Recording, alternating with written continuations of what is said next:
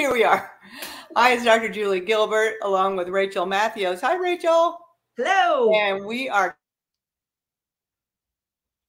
coming at them and our new digs. So I showed you some of the new digs, and this is some of the rest of the new digs. There's Gail. Say hey, Gail. Good morning. And so this is the exam room. Yeah, so things are going well. People are finding us, and it's so exciting to be in a very pleasant, calming, but hopefully energizing space. It looks so beautiful. Just the colors, the aesthetics of everything. I can see little pieces that you guys are pulling together from last time I was there. And I'm curious, when we talked, you said you had a new Sika machine, a new fancy scale, right? The scale that you have that, you know, tells you how many eyelashes you have and how many hairs are on your head. Yeah. And it was in the corner, but you had said the new one was too tall. So how did you guys fix that? Right. Well, let me get out of well, here, I can take you a little closer. My husband is very clever. Yes. All right. Can you, okay, where did it go? Back. There we go. Right. But he popped a hole in the ceiling. Can you see that? Yes. Good for him. A little bit closer. Yeah. So he punched a hole in the ceiling, which, as it turns out, is a foreshadowing of things to come, because we're going to eventually, this is where our teaching kitchen is going to be. And we're going to vault that ceiling. So, yeah, very excited. All very exciting. Great things to come. Yes. Yes. So taking a deep breath, re-energizing for the next one. So, well, Rachel, we're at the end. It's been such a good ride. Yes. So good. Food Rules by Michael Pollan. If you've not seen it or read it or been here with us with the journey, check it out. It's a tiny little book. It's a wee little book. Yes. But we are on the last chapter, chapter 64, which by chapter we mean page. Right. Yeah. So many good nuggets. Ooh, yes. In here. This is like one of those books. It's an awesome bathroom book or morning sort of like devotional type book where you spend a few, I mean, it's quick. You can do these quick. And once you get through it, you can start over and go back to the beginning because it's just that good. It is good. And it's worth reading it again and again, because each time you'll pick up, and because you're at a new place in your journey. Right. And you're going to say, oh yeah, now I know what he's talking about. Right. Yes. Yeah. Yes. Yeah. Love it. Okay. All right, here we are. What's our last chapter? Okay, chapter 64, break the rules once in a while. So he talks about, you know, obsessing over food rules is bad for your happiness and probably for your health too. Our experience over the past few decades suggests that dieting, sorry, I couldn't read that, and worrying too much about nutrition has made us no healthier or smarter. Cultivating a relaxed attitude toward food is important. I feel like we already know this and we do something like this in our program, don't we? It's called intuitive eating. Oh, you mean slow down? Is that what you're talking about? Well, that's what I was referring to. But then when you said intuitive eating, I was like, well, yes. But as part of our programming here, you know, at Oregon Weight and Wellness, we have a group setting, kind of classroom joint community that we work through slowing down, the idea of the slow down diet, which is not really a diet at all. But it includes this intuitive eating. It's not dieting. It's not obsessing over food and calories and exercise. It's a more of a mindset, more of a lifestyle. Right. Exactly. Exactly. Because we want to eat to feel well and be well versus being good. Right. Yes. Yeah. Yes. Yes, exactly. So what's amazing. Yeah. Go ahead. No, I want to hear what you were going to say. We have a little bit. I was just it's just amazing, the physiology. So that feels like just a little bit of splitting hairs and, you know, in my head. no, step back. There's physiology here. Yeah, because when we're obsessed, our bodies are in more of a flight or fight mode, and that rest and digest piece does not happen well. But when you're in a fight or flight mode, then hormones are in place to store everything because they're kind of afraid that they're not going to get any more. Versus when you're relaxed about it, then your body can do that rest, and it's just a more pleasant. I love the happiness, serotonin, oxytocin way to live. Yes. Yes. I'm pretty sure you just dropped some big truth bombs there that people who are listening are going to want to go back and re-listen to the language there, because that's a shift in mindset. It's a shift in our culture and the way that we have historically in this country approached health and well-being. And it's a language, it's a message that people don't hear. And I think that's why we get so much great response from your patients in this group and the clients that I work with in coaching, because this is like, it's mind blowing. Like you said, it's hair splitting. It seems to be a very small, minor detail in the way that you think about it, but it makes a massive difference in the physiology inside your body. What then you are feeling? Are you feeling stress, anger, resentment, frustration, restriction, rules? Or are you feeling more of a freedom? I hear your patients say, I just want freedom from the dieting world, from dieting right mentality. Yeah, right.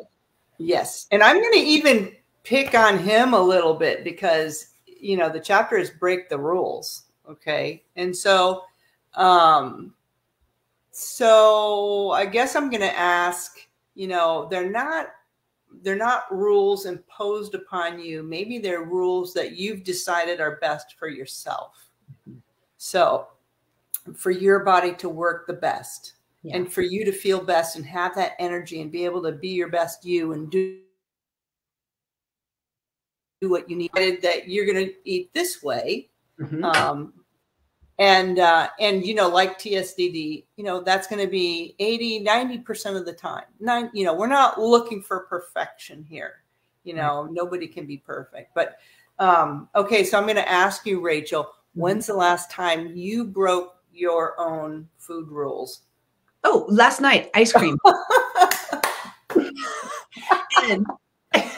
I love that you're just out there with it. There's no shame, right? Yeah. Ice cream with chocolate sauce. So it broke several of my rules. Now, I love that you brought that up about rules. We talk about them as rules because that's the way that our English language works, but there may be guidelines, but for me, they are rules. They're things that I know that I want to stick to. This is how I stay healthy, how I feel strong and healthy, and what helps me succeed the next day. And one of them is I don't eat dairy. I don't really like to eat dairy. I don't eat anything after dinner, which is around 6 to 7 o'clock at night. And I try to limit my sugar. I broke all 3 of those rules last night. All 3 of them. But it's okay, right? Now, did I suffer some consequences? Yeah. I didn't sleep great. I was kind of had like an upset tummy. But did I wake up feeling guilty? No. Do I feel ashamed? No. Did I overdo it? No. I thought about going back for seconds. I really wanted it seconds because that kind of food is very addictive, right? I couldn't get enough. I wanted more of the sugar flavor in my mouth. It was like all of a sudden I was craving that second bowl, but I didn't go back for the second bowl. So did I have a win? Yes. And did I move on today? Yep. I hadn't even thought about it until you asked me just now.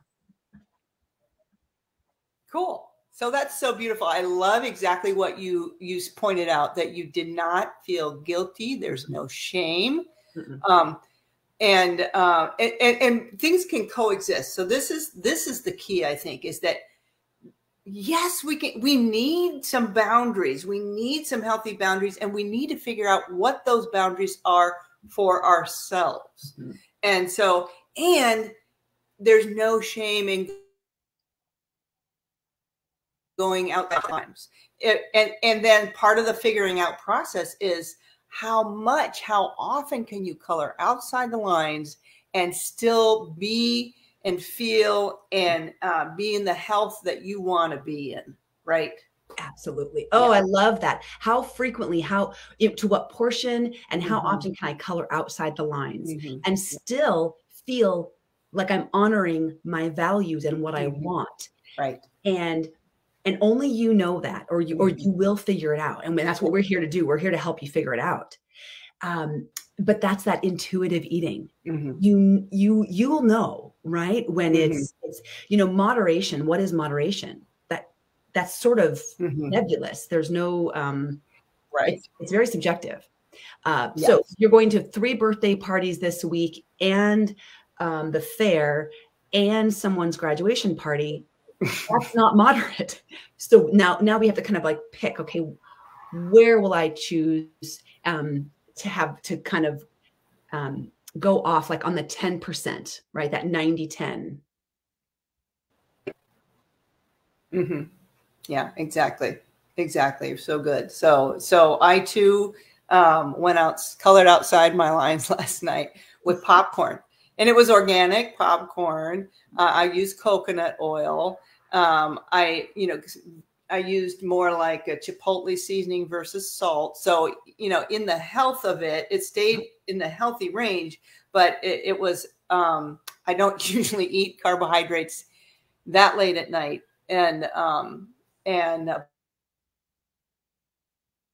But it's yes, and I enjoyed it, and I had that stopping point, and I do feel a little different this morning, which kind of okay, yeah. So it's really good that I kind of stop and think and put 2 and 2 together. When I do this, this is what happens, and now I'm flushing my system with wada. Yeah. And but do I feel guilty? No. Am I a little more aware? Oh yeah, that's right. Sometimes I have to relearn things, and that's okay. Because I haven't had popcorn in forever. This is why I don't eat this that often. So yeah, it's something you said there, which it's another really fun part of this is when you're going to color outside the lines, giving what you are eating a healthy upgrade, so that better than. I use this phrase a lot in coaching. Okay, what's better than? How is this going to be better than it could have been, it used to be, it was yesterday? So, the chipotle seasoning instead of salt, right? Organic instead of otherwise. Not putting butter on it or fake butter, or just what are the ways you can kind of give it a little boost to make it a healthier version of what you're choosing. Right. Yeah, very good. Very good. Oh, yeah, Rizwan jumped in here, and he's saying, he's saying he gets depressed if he gets in too much and end up eating more sweets than he should, than what I'm going to say, than what his own guidelines tell him. Yes. So I try to use the rewards a week, and if I meet or exceed it, then he's going to reward himself with he chooses an ice cream bar at the end of the week, so or a piece of cake, so with his reward system, for him it takes the guilt away. Yes. And he's not completely depriving himself. He's controlling cravings, and he's using what works for him well. So that's great.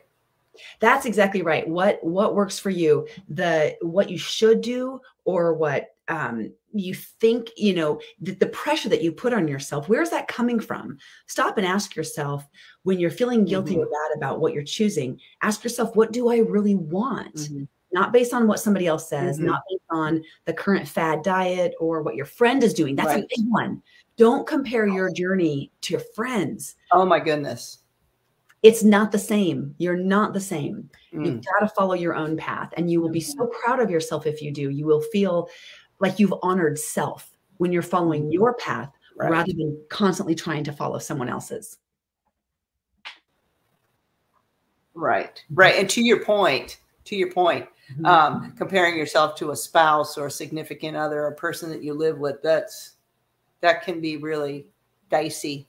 Yeah. So, this is you, I'm me, and I do, and then, and then in a family, creating a healthy environment for everybody, yeah, so important. Yeah, I love it. So great. Yeah, I love it. So, so it depends on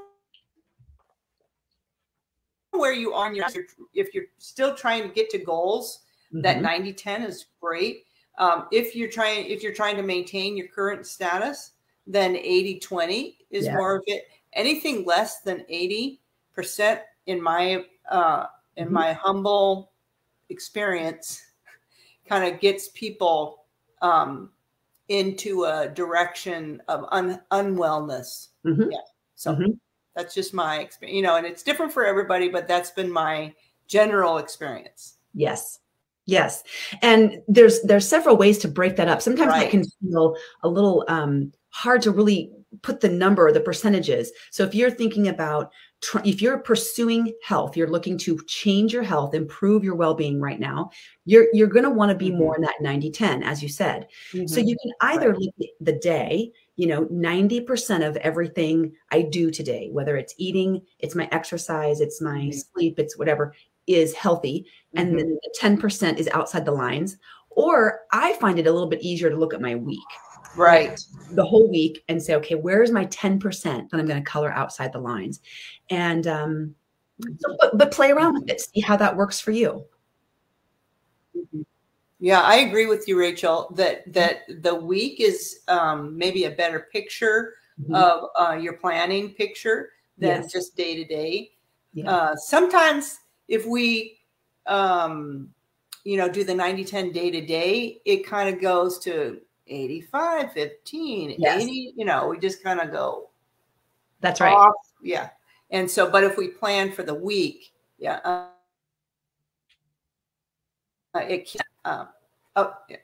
ups the our success, I feel. I agree. I think so. I think that's the best. And planning out, for the month, that's a little bit too big, right? It's too far. So I think looking at the week overall, and gosh, man, planning it out. If you can plan ahead, okay, I know this week on Friday, I'm going out to eat with friends. So that's where I'm going to spend my 10%. Right. That makes a huge difference. And then it modifies your behavior through the week because you're planning for it. Right. Exactly. You're building in health for this time when you're going to be outside the Just listen to other. Right.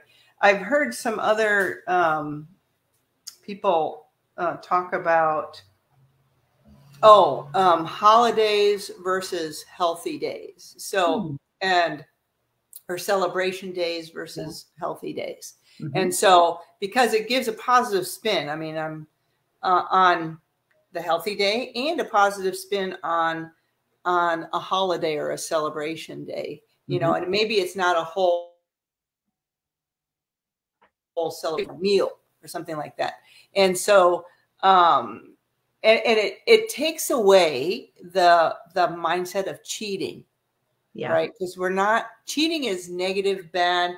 I'm doing something wrong, right? And so we're trying to choose, and so if I choose to have popcorn or whatever it is, ice cream, whatever it is, that's my choice, and I'm going to enjoy it, and I don't have to go to confession about it, right?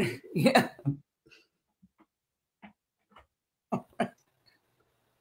That's great. Yes. Exactly. All right. That's awesome. This is a great discussion and a great way. I love that he ended the book with that. And we are going to start something new, Rachel. We're always doing something new, right? We're going to start something new next week. And I think it's great. It'll be great for the fall. Yeah. Because the season is changing. Our days are changing. And we need to adjust some of our I think, unless we wake up with some other brilliant idea, we're going to talk about sleep for the next, let's say at least 8 weeks, at least till we get through the time change, maybe, and bring out some really good points about sleep. I love it. I think that's a great idea. And I hadn't thought about the fact that we're coming into the time change. And so that it really does seem to be a disruptor. Especially, I think fall is harder, right? The fall. All right. So, I think so too. Okay. I agree. Okay. So, Rachel, what's for dinner tonight? Well, my daughter and her new husband have asked Peter and I out to dinner. Their treat. Oh, isn't that so fun? That's nice. So they're taking us to Taco Vor in Corvallis. Oh, I know they have some great plant-based tacos, so I'm really excited about that. Great. That'll be fun. Super fun. So you're already thinking ahead. Maybe you've checked where you go, what you were going to order. Yes, I already know what the menu is, and I'm planning through my day, knowing I'll probably have more calories. That's kind of the way my mind thinks about it. Like I'll be eating more food than I normally eat for dinner. So I'm trying to adjust my day to plan for that, and choose more of the things I know I won't get at the restaurant tonight. I'm putting them in, a lot more greens today, a lot more, Good. Yeah, that's awesome. And I love your word choice there. You're not going to punishing yourself. You're not starving in order to eat that meal. No, you're eating really nutrient dense foods, and then choosing, right? Yeah. But planning, you have a plan. I've got a plan. Exactly. Awesome. So, I'm probably going to, it was a little cooler after our super hot day.